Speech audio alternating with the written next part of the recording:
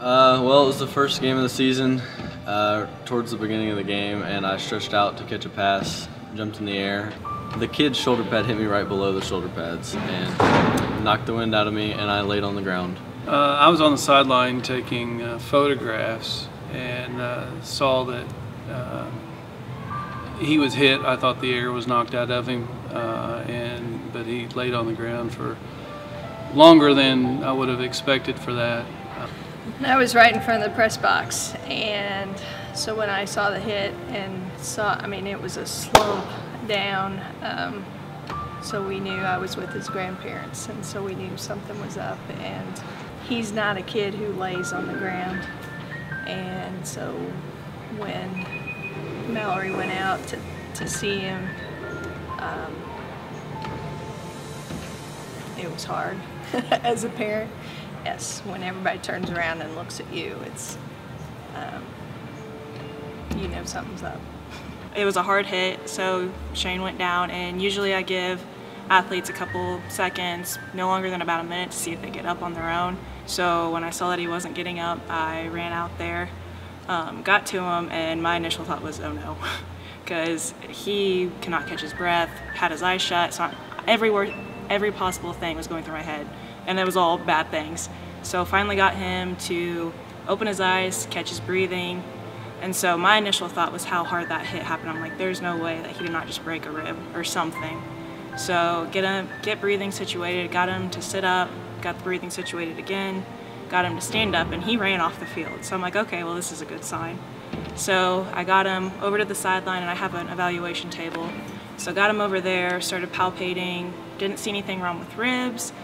I thought I was fine for a second, and then we went over to the table, and then she started like evaluating and like pressing on the sides and chest right around the bottom of the rib cage, and it was not okay. I was in pain, and yeah, it was not good.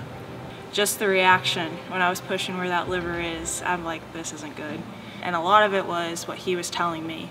So I'm pretty sure he told me that when I'd push in, it was immediate pain, but then when I'd let go, he would feel a whooshing sensation. So that's when I'm like, okay, I'm like, where's mom and dad? He was sitting up and then laying down, sitting up, and then finally called me over and got Chris's attention as well.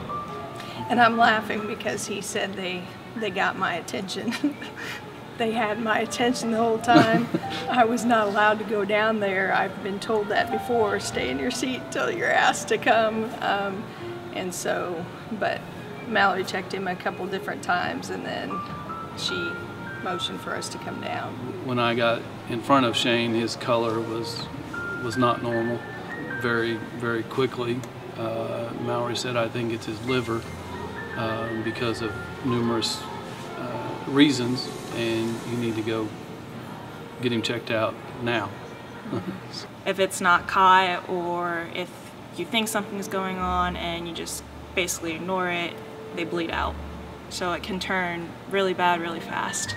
That's one of those things, and I'd walk to Shane, ask how he was feeling, would walk back to the sideline just so I could still be watching the game, making sure nothing was happening or if anyone needed me.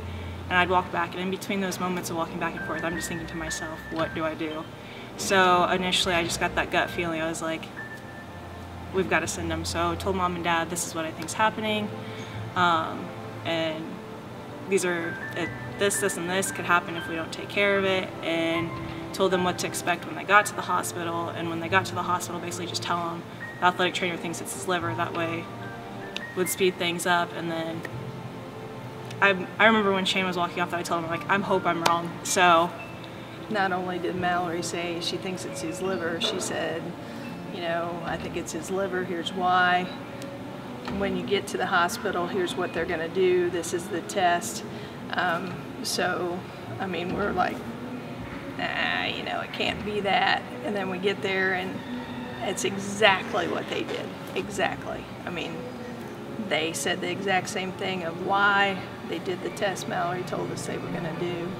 And so, I mean, I've had confidence in her to start, but she has my full support now.